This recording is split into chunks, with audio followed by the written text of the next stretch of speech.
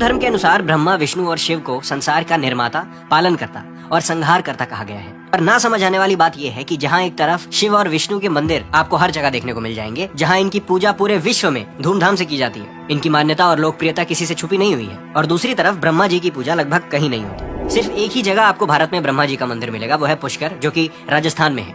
आखिर ऐसा क्यों है कि जिसने बनाया उसी की पूजा नहीं की जाती और उनके मंदिर ही नहीं दिखते?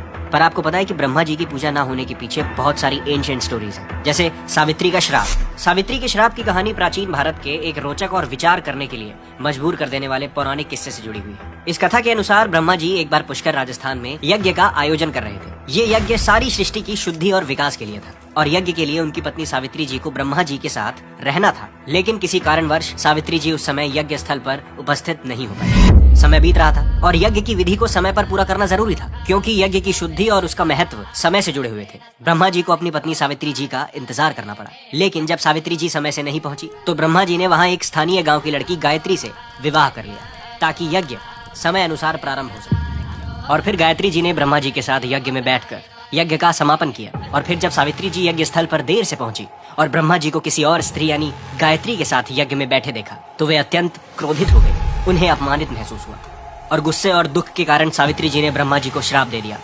तुम्हारी इस पूरी पृथ्वी लोक पर कभी कोई पूजा नहीं होगी। सावित्री जी के इस कठोर श्राप को सुनकर ब्रह्मा जी और वहां पर उपस्थित जितने भी देवतागण थे, सब घबरा गए। सभी ने सावित्री जी से उनका श्राप वापस लेने की प्रार्थना की, क्योंकि सृष्टि के निर्माता के प्रति ये अन्याय था। पर ब्रह्मा जी ने भी अपने गलतियों के लिए माफी मांगी और सावित्री जी से दया की गुहार लगाई। बहुत विनती के बाद सावित्री जी का क्रोध कुछ शांत हुआ और उन्होंने अपने श्राप में थोड़ा परिवर्तन कर दिया। सिर्फ पुष्कर में ही तुम्हारी पूजा की जा सकेगी, इसके अलावा पृथ्वी पर तुम्हारा कोई मंदिर नहीं बनेगा, और अगर बना तो विनाश हो जाएगा। इस तरह ब्रह्मा जी की पूजा के लिए सिर्फ एक स्थान, पुष्कर का मंदिर ही न्यायोचित माना गया है। आज भी पुष्कर, राजस्थान में ब्रह्मा जी का एकमात्र मंदिर स्थित है और उनकी पूजा केवल वहीं की जाती है। ये कहानी न सिर्फ सावित्री जी के श्राप की बात करती है, बल्कि हिंदू धार्मिक परंपराओं में स्त्रियों के स्वाभिमान और उनके भावनाओं के प्रति एक गहरा संदेश देती है। सावित्री जी का श्राप ब्रह्मा जी के आचरण का परिणाम था, और ये इस बात का प्रत्यक्ष प्रमाण है कि किसी भी स्थिति में व्यक्ति को अपने गलतियों का सामना करना ही पड़ता है। दूसरा किस्सा, ब्रह्मा जी का झूठ। एक बार ब्रह्मा जी और विष्णु जी के बीच एक बहस छिड़ गई, जिसमें वो दोनों एक दूसरे को साबित करने में लगे हुए थे कि कौन ज्यादा श्रेष्ठ है, और दोनों ही खुद को श्रेष्ठ मानकर बैठे थे। अब उनका विवाद इतना बढ़ गया कि शिव जी को इस बहस में हस्तक्षेप करना पड़ा।